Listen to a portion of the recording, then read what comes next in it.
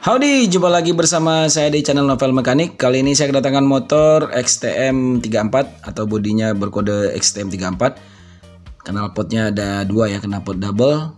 Dan bodi motor ini mirip banget dengan atau jiplak banget dengan motor KTM.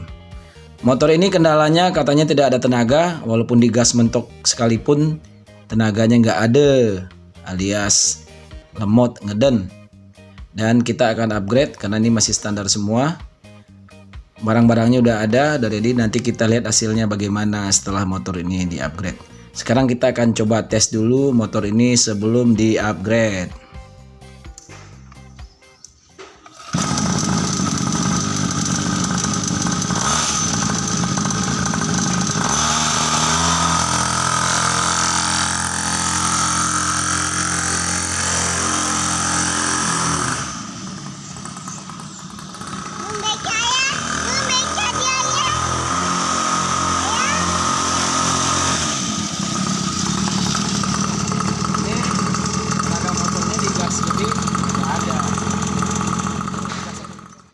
Nanti kita lihat ya, ini kan sekarang digas sampai mentok harus juga ya.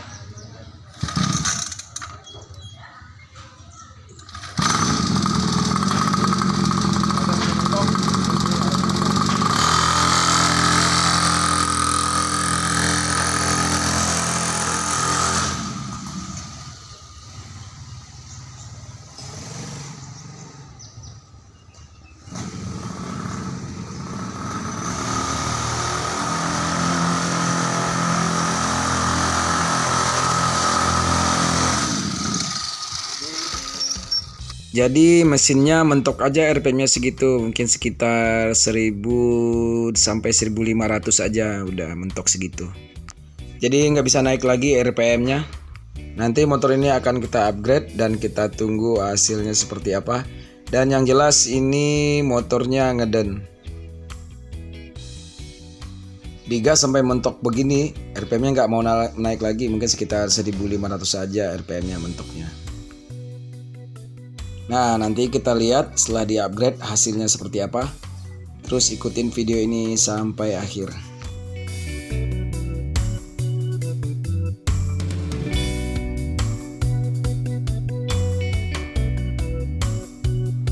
Oke, ini barang-barangnya yang langsung dibawa sama yang punya motor. Ini ada blok ZK3. Itu ya, kelihatan ya. Ada tambahan lubang transfernya. Lengkap atau full set dengan piston dan ban pistonnya. Tapi pistonnya ini piston bolong. Pistonnya lebih bagus untuk aliran bahan bakarnya. Ini ban pistonnya dan ringnya. Lanjut, ini coil ground strap. Tapi pas dipesan coilnya bukan AIPU, jadi agak kecil ya, kumparannya atau gulungannya agak kecil. Dan ini ada karbu standar, tapi dia skepnya itu 16 mili. Kalau karbu standar itu yang bawaan motor itu skepnya 14 mili. Dan ini skepnya lebih gede, jadi tenaga motor juga lebih ngangkat dikit.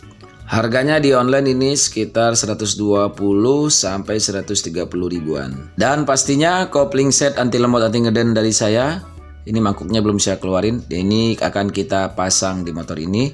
Berikut intake portingannya. Sebenarnya kopling set dan intake portingan ini kalau udah dipasang satu set ini aja udah bisa mengubah tenaga motor standar samping menjadi motor standar belakang. Oke, mari kita kerjakan.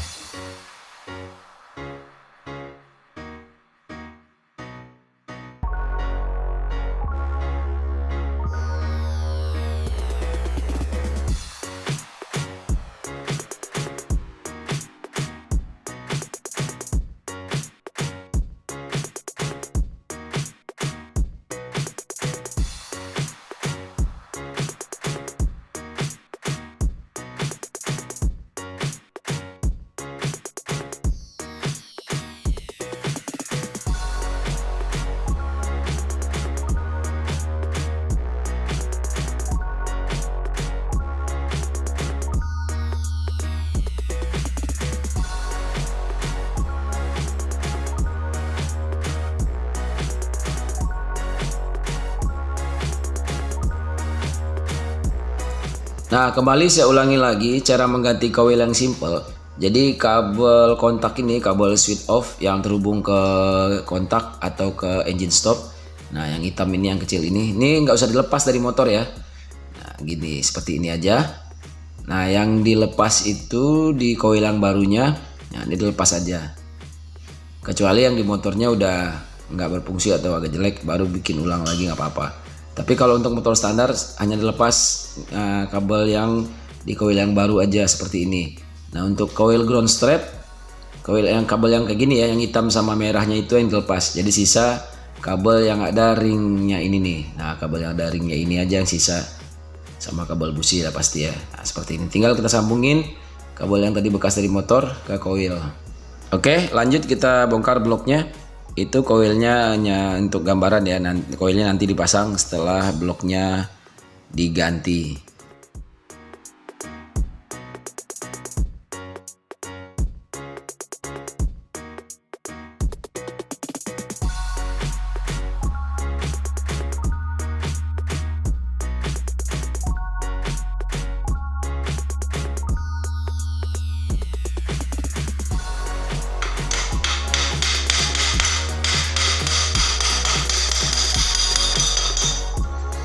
Jadi kalau bloknya agak keras, jangan diketok di bagian kisi-kisi ya. Nanti kisi-kisinya ini gampang sekali bengkok karena terlalu lunak. Jadi ketoknya di sini nih, di bawah, di bagian exhaust atau di lubang baut knalpot. Dan yang bagian atasnya di bagian busi, baut businya aja yang diketok. Jadi jangan di kisi-kisi sini ya, jangan.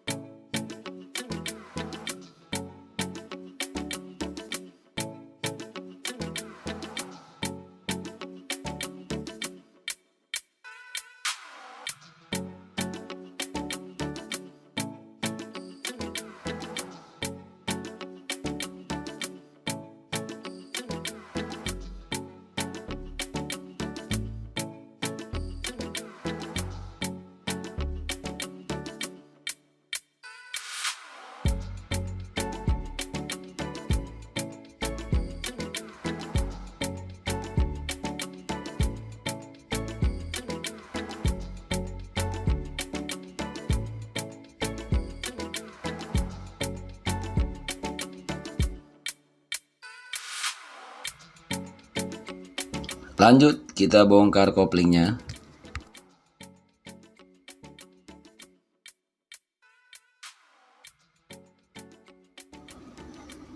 Dan ternyata ini koplingnya masih baru ya, per juga baru nih, kayaknya juga baru diganti. Cuman karena settingannya nggak pas, jadi bener-bener ngeden, bener-bener lemot. Nah ini mangkoknya juga masih tebel. Ini hanya settingannya aja yang nggak pas. Oke, nanti kita akan pakai kopling anti lemot.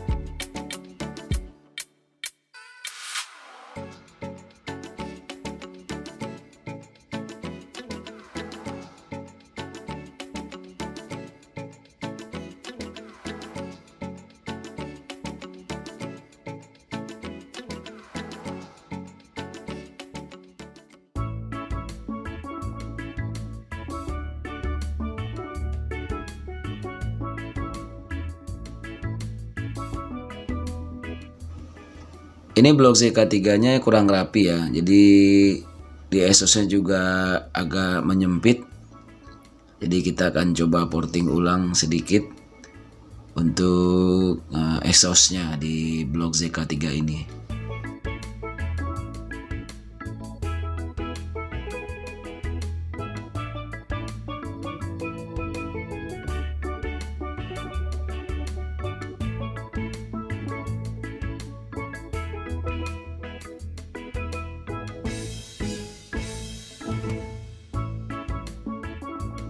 Selanjutnya kita akan pasang pistonnya, tapi ringnya nggak usah dipasang dulu ya.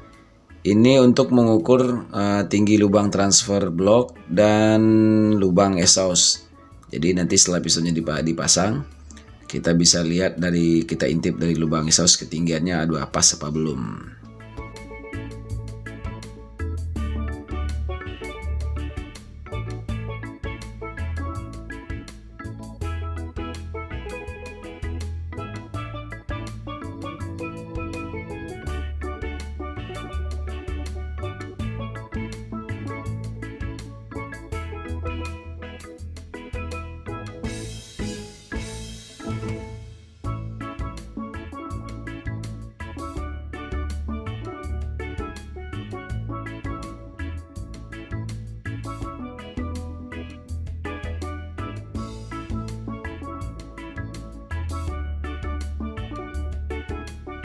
Oke, tadi setelah saya rapiin, ini udah agak mendingan ya. Untuk tinggi lubang transfer dan lubang buang udah cukup pas. Karena tadi aslinya kurang bagus cetakannya, jadi nggak semuanya bagus ya blok ZK3 ini dapatnya. Ini sudah mendingan.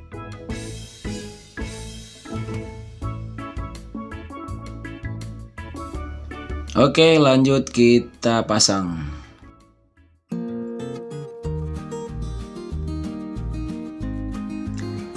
Jadi tujuan dari porting itu juga adalah untuk merapikan packing-packing juga ya.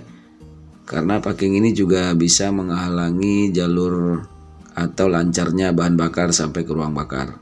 Makanya pas sebelum packing itu dipasang, dipas-paskan dulu dengan lubang-lubang yang ada di crankcase dan di bloknya.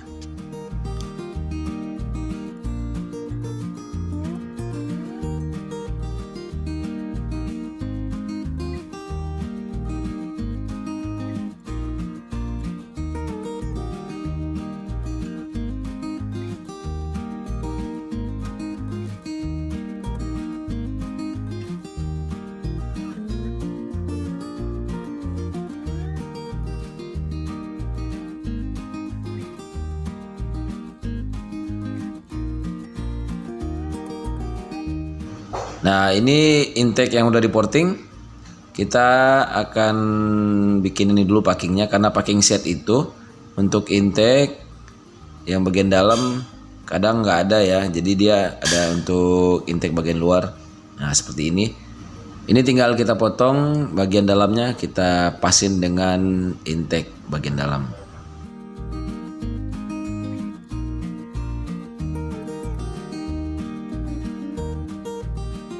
Nah, untuk pemasangannya boleh pakai lem packing atau lem gasket, atau boleh nggak pakai lem juga, karena tujuannya yang penting dia nggak bocor ya. Tapi kalau pakai lem packingnya nggak bisa rapi atau bleberan, nah itu bahaya, malah bisa menutup jalur bensinnya. Jadi mendingan nggak usah pakai lem. Nah, kalau saya pakai lemnya sedikit aja untuk menahan biar packingnya nggak lari-lari, dan yang penting sih mencegah kebocoran biar nggak bocor di sini. Jadi bisa dipakai lem tipis-tipis aja ya. Yang penting jangan sampai menutupi. Nanti kalau dia beleber, kalau pas kita kencangin kan lemnya menyebar tuh. Nah, jangan sampai menutupi di crankcase-nya. Nah, kalau di bagian sini, bagian luarnya aja itu sebenarnya aman. Kalau belebarnya ke arah luar sih aman. Yang penting jangan tebel-tebel ya, tipis aja.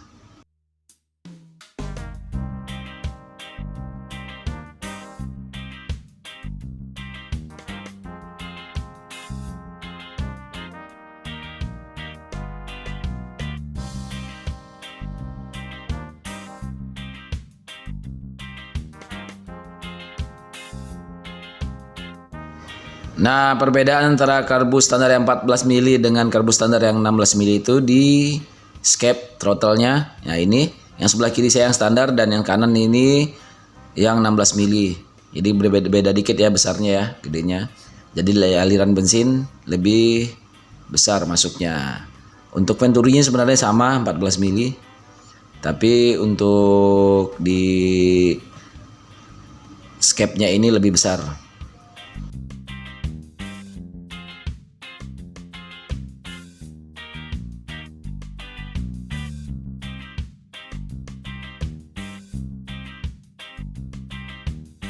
Perbedaan lagi di karbu standar yang 16 mili ini adalah di keran bensinnya. Dan ini posisi mati ya. Posisi matinya begini dan posisi on-nya seperti ini. Nandainya kalau on dia searah dengan selang bensinnya. Ini pasti posisi on. Oke, ini bagian yang sering saya ulang-ulang dan karena masih banyak yang bertanya. Nah, ini kembali saya contohkan coil ground strap. Kalau ground strap kan dibelinya seperti ini ya. Kabelnya ada 4 biji ya. Kayak gini yang besar. Satu, yang kecil-kecilnya ada 3. Nah, yang kecil 2 ini, nah seperti ini nih. Ini nggak usah dipasang lagi, nggak usah dipasang nggak apa-apa, dibuka aja. Ya, tapi yang di motornya juga jangan dilepas.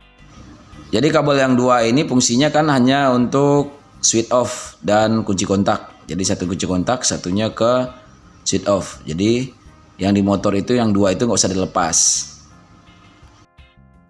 Jadi sisain kabel ini aja ya yang ada ringnya ini di coil ground strap. Dan kabel yang dari motornya tinggal kita sambungin ke sini. Udah seperti ini aja. Udah tinggal pasang koilnya. Oke, untuk nyetel koil jangan lupa dikasih kertas 2 lembar untuk hasil api yang lebih bagus. Arahkan magnetnya atau putar magnetnya ke arah posisi top. Nah, seperti ini. Jadi posisi top itu magnet itu kelihatan ya. Di dalam sini kameranya nggak kelihatan. Di dalam sini magnetnya itu posisinya lurus sejajar dengan blok atau posisinya itu menghadap ke arah baut koil. Nah, di posisi motor mini trailer ini di arah baut koil dia kalau topnya itu. Nah, tinggal taruh aja koilnya seperti ini. Udah. Itu kan keganjal kertas. Nah, ditarik magnet. Tinggal kita baut. Nah, untuk kabel kecil yang ada ringnya, ada skunnya ini di posisi atas ini, nah diselipin di baut koil yang bagian atas. Udah tinggal begitu aja. Untuk maju mundur pengapian nggak usah dulu, dibiarin aja seperti ini. Didiamin aja. Itu udah langsung pas itu. Kalau untuk coil ground strap ini udah langsung pas telan segini biasanya.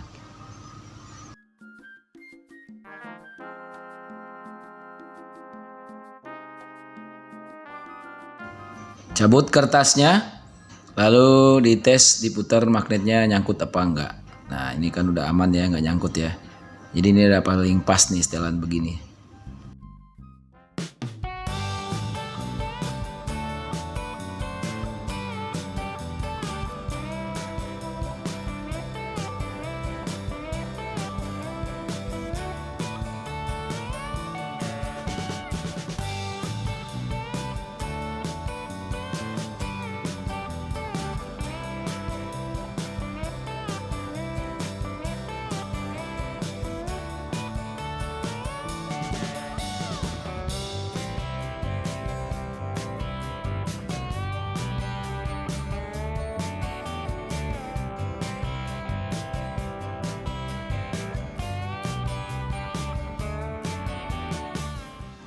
Ini businya kita pakai busi yang racing platinum BP7 juga. Dan ini kepalanya ya, kepalanya platinum. Tapi ini apinya lumayan gede karena dia tidak ada resistornya, cocok untuk motor mini 2 tak ini. Kita cek dulu apinya. Aku udah bagus.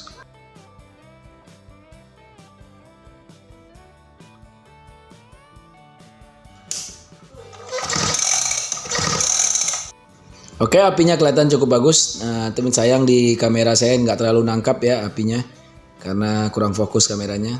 Sekarang kita langsung pasang businya.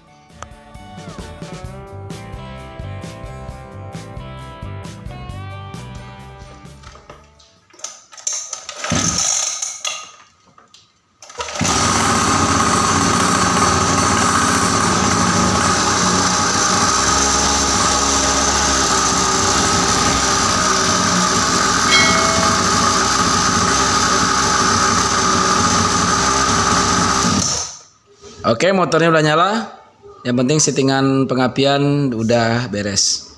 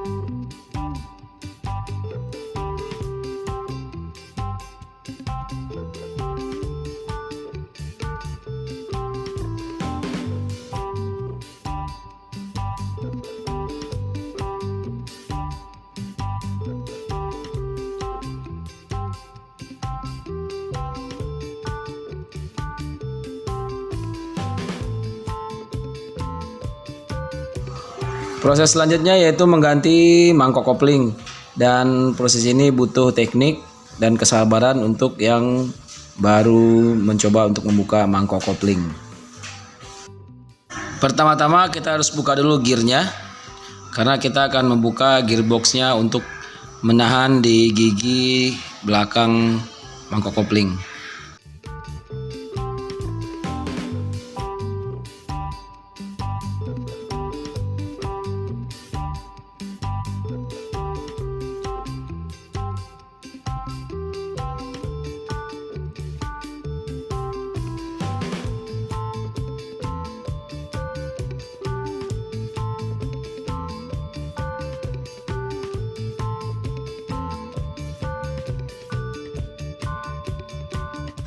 Keluarkan rantai dan gear besarnya.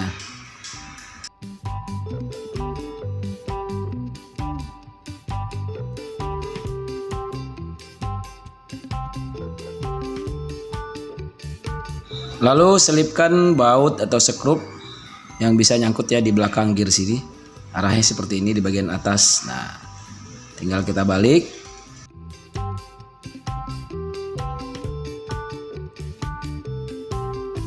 Pertama buka dulu baut 14 bagian luarnya. Ini lunak ya bautnya.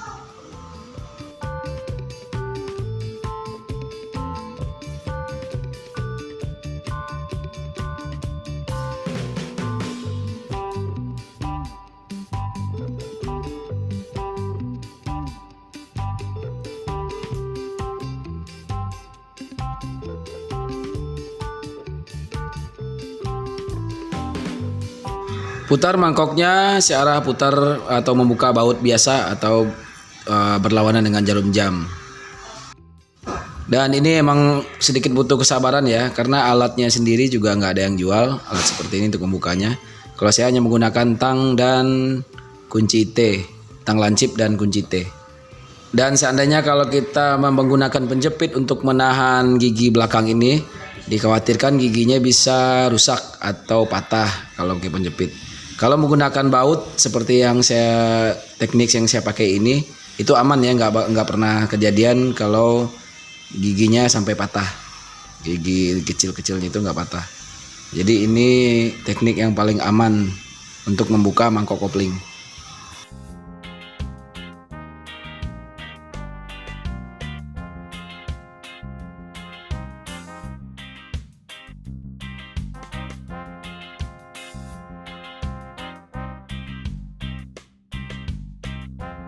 Oke, udah kebuka ya. Cuman butuh kesabaran aja untuk membukanya.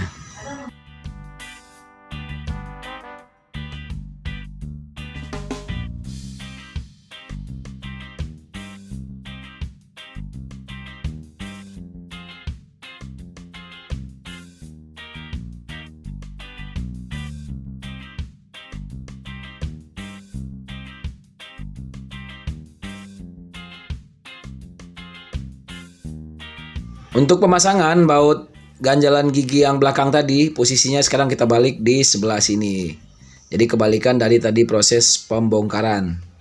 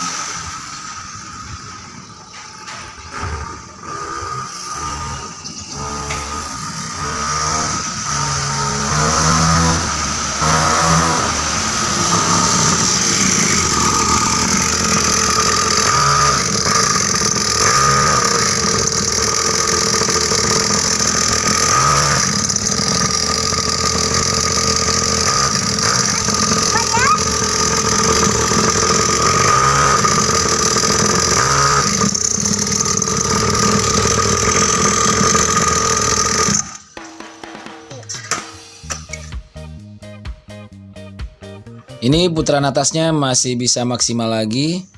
Saya akan pindahkan speed jarum escape-nya ke posisi paling bawah.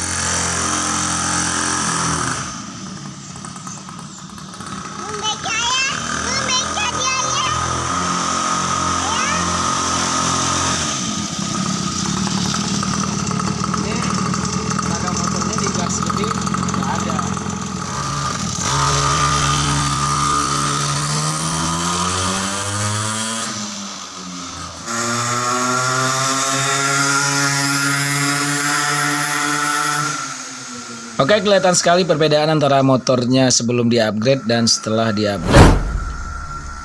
Mudah-mudahan dapat membantu teman-teman yang ada kendala dengan masalah motor seperti ini. Oke, sampai jumpa lagi di video yang selanjutnya. Terima kasih.